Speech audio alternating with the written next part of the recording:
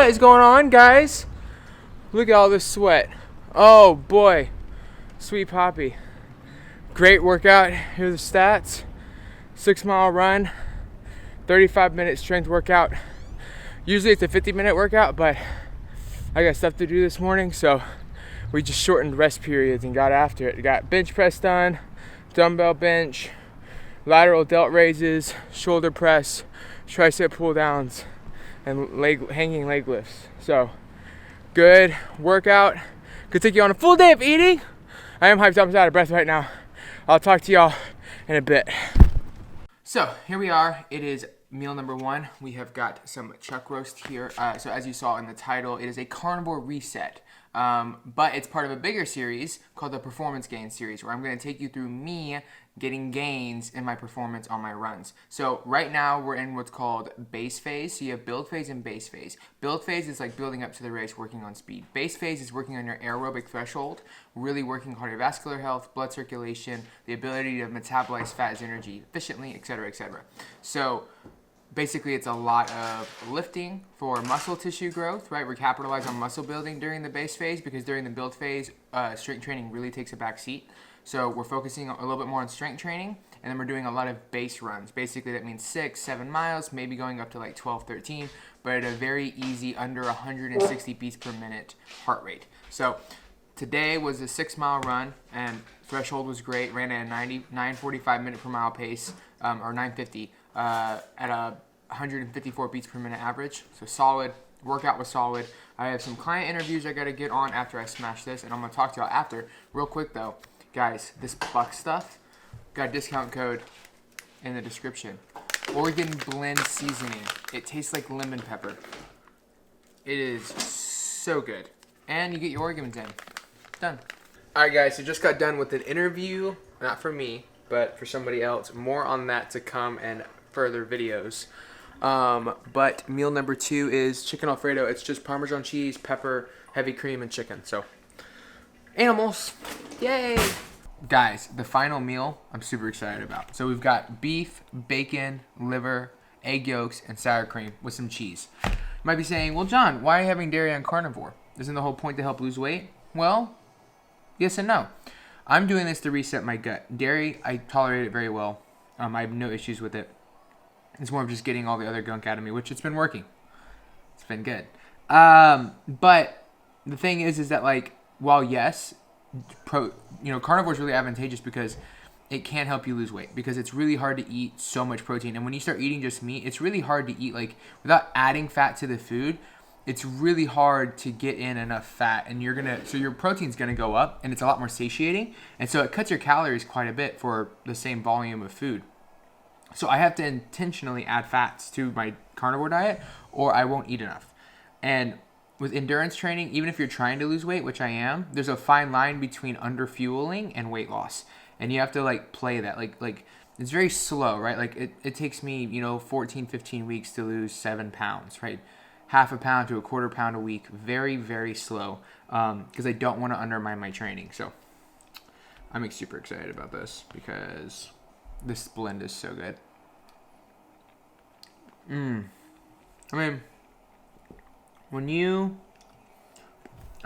Bacon and liver, dude, it just goes so well together. Look at that. Look at that. Ooh. All right, guys, update. I'm so full. You see all that left? That's probably a solid 6 ounces, 7 ounces of meat, maybe 6. Anyways, that's what I'm talking about. Like, I'm so full right now, I don't even want to touch it. Imagine if I wouldn't have put the cheese and sour cream in there. Like, that's like 300-400 calories I would have missed out on, which would have really underplayed my calories. It would have cut it too low.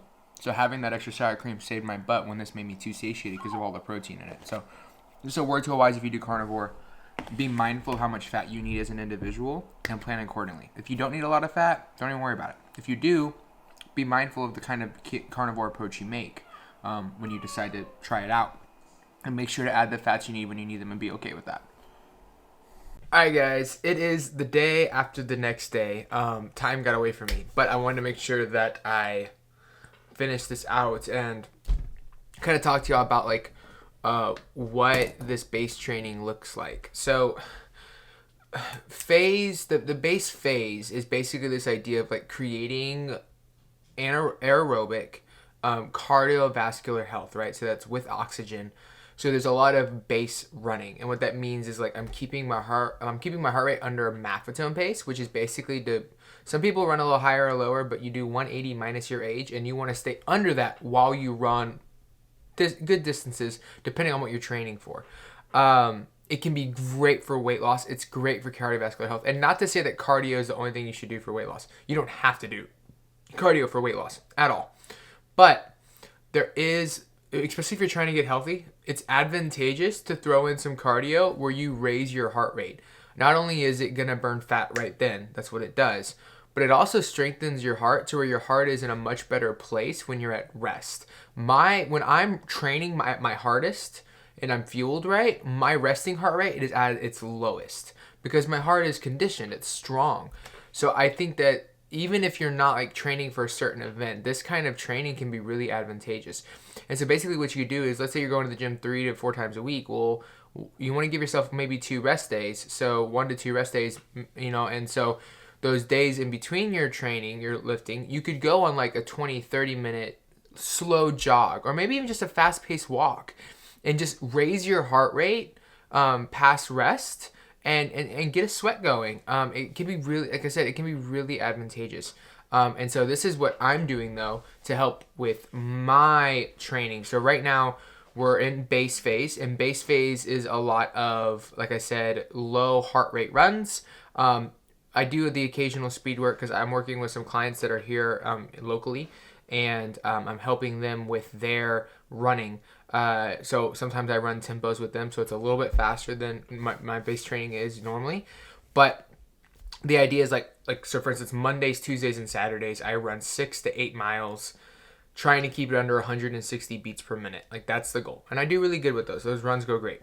And then Tuesdays, Thursdays, and Fridays, I generally go to the gym. Sundays I take completely off. If I take Friday completely off, then I'll work out on Sunday.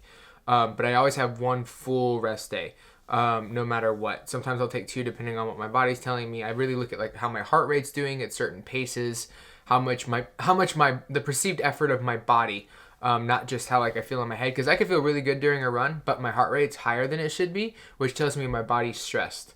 So I watch for things like that. But basically, that's what that's for, and it's going to create a fat, metabolic, efficient base, which is going to allow me when I go into, build phase, when I start getting ready for a race, I have this fat metabolism efficiency base that I run on, and then I start tapping into glycogen, lactic acid, start working on my lactic acid threshold, all that stuff on top of this solid foundation. And I'm not trying to like build it all at the same time. So having these windows and these phases is really important. So this is kind of me creating the base for my next marathon, which is in November. And Oklahoma, I believe, is the one I'm going to run. So that might change. I don't know. I don't want to set it in stone. But the November, December area is where I'm looking, because the Woodlands Marathon's in March. And I want to be done with my marathon at least 12 weeks beforehand, so that I can start training for the Woodlands.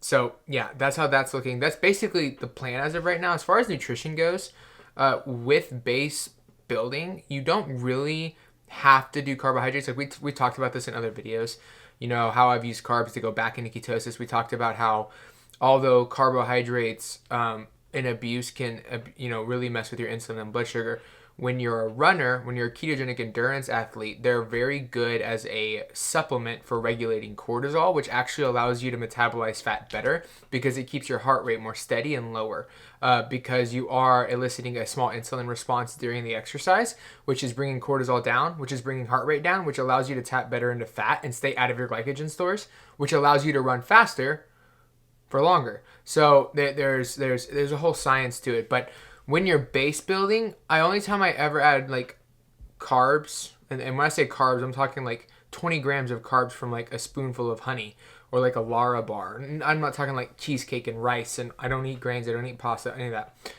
But if I see my heart rate super elevated at a really slow pace, like my body's stressed, I might implement 20 to 30 grams of carbohydrates like that post-workout. But other than that, it's strict keto 99% of the time right now. I won't start implementing carbs during my runs, more so when I get into my building phase, because I'm going to be tapping into a lot more glycogen, and I don't want my body to get I don't want it to have chronically elevated cortisol levels. So that's how I manage that and keep my body from being put in a place where it has a higher chance of being injured. So strict keto right now, all the time. And then during building phase, it's strict keto except for in the middle of a run. In the middle of the run, or maybe the first meal post run, is when I will introduce some kind of carbohydrate. And I might eat over. So normally I keep it around 30 total carbs, 40 total carbs a day right now. I'm doing carnivore right now, so it's like 0, but on a normal day. And so after, if I add in carbs, I might go to like 60 or 70 grams total for the day. I'm not eating 150, 200. That's ludicrous. But that's only on days that I run and I feel like I need it, depending on the training style and intensity. But other than that, it's always strict keto. Again, it's a cortisol modulator. I just want to really emphasize that. And it's also only whole foods, not a bunch of crap. But yeah, so most of the time it's meat, fats, keto bricks, things like that. And then when I need, from a macronutrient perspective, when I need, to supplement with some carbs for cortisol regulation, for glycogen, balance and proper usage and efficiency, it comes in handy knowing how to utilize it. So that's what the fueling looks like right now. So again, just real quick recap: strict keto right now, and then when I get into a building phase, I will implement carbs during my long intense runs and then my speed work days, just to help regulate my cortisol so that I can actually burn fat better. But yeah, so that's the training, that's the fueling, that's what we're doing. So far so good. I got these new shoes. Guys, give running shoes more than one run. Like, I felt okay in these today, but it was my first time running in them. Nothing feels really good the first time. It's just kind of like your body has to, my legs are used to a different kind of impact. So like, I have to get used to them. But I'm going to do a couple more runs in them, but these are the New Balance Rebels. They have a 6mm heel drop, just like my Beacons. Which, if you have my newsletter, you should sign up for it. It's on the website, but you would have already known about those shoes. But yeah, I mean, they feel really good. They fit like gloves. So yeah, well, I'll keep y'all informed. But yeah, so all right, that's it. We're good. That's what's going on right now. I hope you all enjoyed the video, guys, and I'll see y'all in the next one.